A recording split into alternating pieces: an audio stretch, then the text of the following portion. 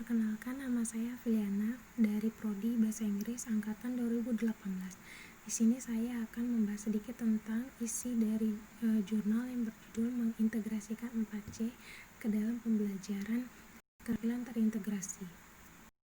Menurut Kemitraan, untuk pembelajaran abad 21, 4C adalah keterampilan belajar dan inovasi abad ke-21 yang harus dikuasai siswa di ruang kelas mereka.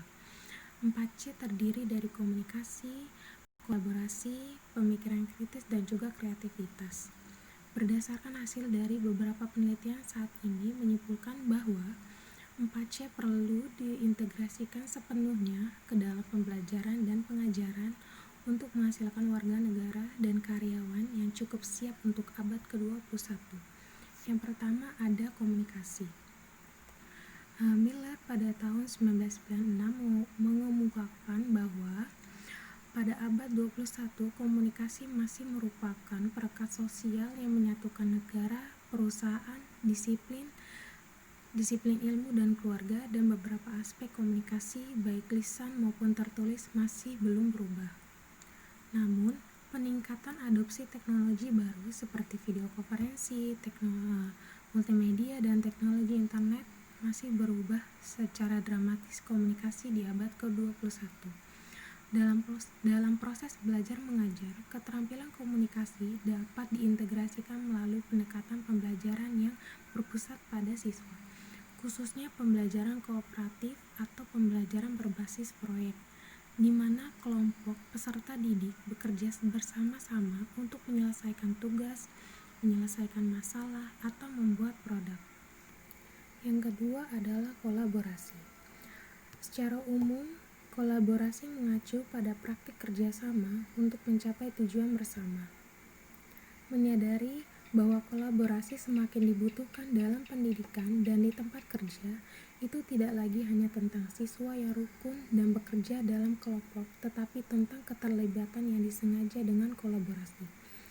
Dalam setiap kerja kelompok, siswa harus diajar untuk berkolaborasi secara efektif dengan meminta komitmen mereka untuk mengikuti pedoman kerja kelompok dan berkembang untuk mencapai tujuan kelompok. Kerja kelompok yang efektif di setiap anggota bertanggung jawab penuh untuk menghindari kelompok yang menjadi licin lereng. Yang ketiga ada berpikir kritis. Untuk mendapatkan prinsip dasar pemikiran kritis, kita mungkin bisa dengan mempertimbangkan 3 gagasan. Yang pertama adalah definisi konsensus, yang melihat pemikiran kritis sebagai penilaian yang bertujuan pengaturan sendiri yang menghasilkan interpretasi, analisis, evaluasi, dan inferensi, serta penjelasan bukti, pertimbangan konseptual, metodologis, kriteriologis, atau konseptual penilaian itu yang didasarkan. Yang kedua adalah taksonomi Bloom. Ini mencakup 6 kelas domain kognitif yang mewakili elemen utama pemikiran kritis, yaitu ada ingat, pahami, terapkan, analisis, evaluasi, dan ciptakan. Yang ketiga adalah kegiatan kognitif yang disoroti oleh Baes pada tahun 2004 yang melengkapi unsur-unsur berpikir kritis dengan interpretasi, kesimpulan, penjelasan, dan pengaturan diri. Di setiap siswa perlu mengembangkan pemikiran kritis karena itu membantu individu untuk melakukannya menjadi pembelajar seumur hidup yang aktif dan efektif, mencapai pemahaman, mengevaluasi yang berbeda perspektif, meningkatkan kemampuan pemecahan masalah yang mengarah pada pemberdayaan, mengambil alih pemikiran mereka, dan mengembangkan kriteria dan standar yang sesuai untuk menganalisis mereka berpikir. Yang keempat adalah kreativitas. Meskipun kreativitas sering disinonimkan dengan pemikiran kreatif, tapi keduanya memiliki arti yang berbeda. Kreativitas adalah produk, proses, atau interaksi yang menghasilkan ide-ide baru, pikiran, dan objek. Sedangkan berpikir kreatif mengacu pada keterampilan berpikir yang memungkinkan seseorang untuk menghasilkan ide, pemikiran, dan objek orisinil atau kreatif. Jadi, kreatif berpikir adalah salah satu elemen yang membangun kreativitas karena kreativitas dibentuk oleh keterampilan berpikir, motivasi, dan keahlian. Kreativitas adalah kualitas bawaan yang dimiliki setiap orang, walaupun beberapa orang lebih kreatif daripada yang lain dan dapat berkembang. Di artikel ini juga dijelaskan beberapa alasan mengapa TIK memainkan peran penting dalam 4C dan keterampilan terintegrasi pembelajaran. Yang pertama, pada abad ke-21 adalah lingkungan yang kaya akan teknologi dan media di mana orang membutuhkan keterampilan TIK yang tepat untuk mengakses sejumlah besar informasi digital. Yang kedua, komunikasi di abad ke-21 tidak dapat dipisahkan dari penggunaan TIK. Alasan yang ketiga adalah bahwa penggunaan TIK dalam pembelajaran mempromosikan kolaborasi, pemikiran kritis, dan kreativitas.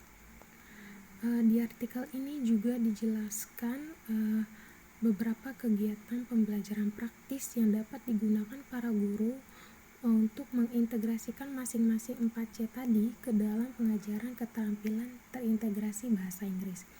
Yang pertama, komunikasi. Di komunikasi ini guru bisa melatih siswa untuk mencatat, memparafrasekan, mengutip, dan merangkum dengan benar. Ini adalah elemen yang sangat vital dari komunikasi tertulis yang efektif. Yang kedua, guru bisa mendorong siswa untuk terus meningkatkan pengucapan mereka atau pelafalan mereka dengan mendengarkan secara teratur melalui berita bahasa Inggris, pidato, lagu, cerita dari podcast, dan video yang dapat mereka akses dengan mudah di internet. Yang ketiga, guru bisa membuat sebuah kelompok, membagikan kelompok untuk membagikan gagasan, untuk membuat pernyataan yang merangkum apa anggota telah menemukan atau mengedit dan merevisi konsep yang mengandung kesalahan. Dan juga guru dapat menugaskan siswa untuk bekerja dalam kelompok kecil yang tadi sudah dibuat, di mana mereka dapat berbagi ide, pengalaman tentang pelajaran yang mereka ambil. Jadi mereka bisa memberi informasi satu sama lain. Poin yang bisa mereka bagikan bisa tentang bahasa Inggris, kata-kata bahasa Inggris yang sulit mereka ucapkan, atau pemikiran menarik tertentu yang diambil dari teks yang mereka baca tadi. Yang kedua, ada kolaborasi. Di kolaborasi ini guru bisa menetapkan siswa untuk menyelesaikan tugas bersama dalam kelompok seperti mencocokkan, mendaftar, memberi peringkat, ataupun kesenjangan informasi. Dan juga guru bisa membuat sebuah kelompok di mana mendengarkan siswa bekerja dalam kelompok itu. Yang satu menjadi pembicara, yang satu menjadi penanya, dan satunya menjadi seorang yang mencatat. Yang pembicara menjelaskan suatu topik, para penanya mendengarkan dengan seksama dan meminta klarifikasi atau perincian lebih lanjut agar mereka lebih mengerti. Dan notulen mengamati dan mencatat proses dan memberikan umpan balik kepada pembicara atau penanya. Yang ketiga, guru bisa membiarkan siswa bersenang-senang tanpa mengurangi pengembangan kolaborasi dan keterampilan terintegrasi. Minta mereka untuk melakukan kegiatan mendorong interaktif seperti Zoom dan yang lainnya. Yang ketiga, ada berpikir kritis.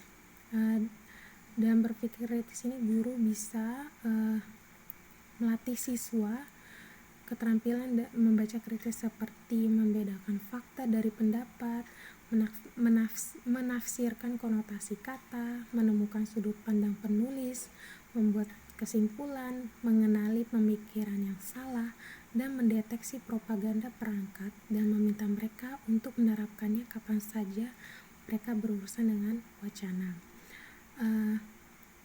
Untuk meningkatkan berpikir kritis juga ketika siswa selesai mempelajari pelajaran baru, Guru mintalah mereka untuk berpikir kritis, mengajukan pertanyaan yang memancing pemikiran mereka. Guru juga bisa menggunakan cerita fiksi seperti novel atau cerita pendek. Dan yang terakhir adalah kreativitas.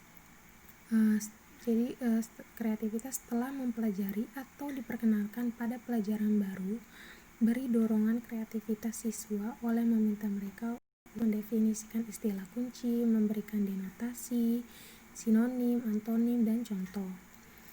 Yang kedua, menugaskan siswa untuk menghasilkan ide-ide dengan menggunakan pemetaan pikiran. Yang ketiga, tugaskan siswa untuk menggambar diagram, sketsa, ataupun yang lainnya untuk membuat model yang mewakili konsep. Dari artikel itu saya mendapatkan sebuah kesimpulan, yaitu kemajuan teknologi yang pesat telah mengubah cara hidup, berinteraksi, belajar, dan bekerja dengan cara yang tepat. Perubahan membuat masa depan menjadi lebih tidak terduga dan menantang.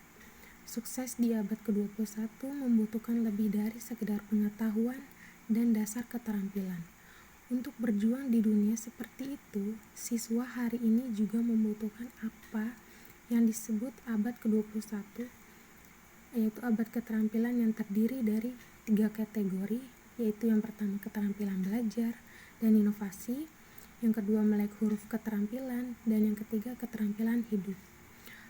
Bahasa pada dasarnya adalah alat komunikasi, jadi dengan belajar bahasa Inggris, siswa difasilitasi untuk memperoleh dan mengembangkan keterampilan komunikasi, dan dengan menempatkan keterampilan belajar yang terintegrasi dalam lingkungan belajar campuran, siswa juga akan mengembangkan keterampilan komunikasi digital. Kelas keterampilan terintegrasi juga efektif untuk mempromosikan kolaborasi jika kelas menggunakan pendekatan pembelajaran kolaboratif. Jadi sekian dari saya, terima kasih.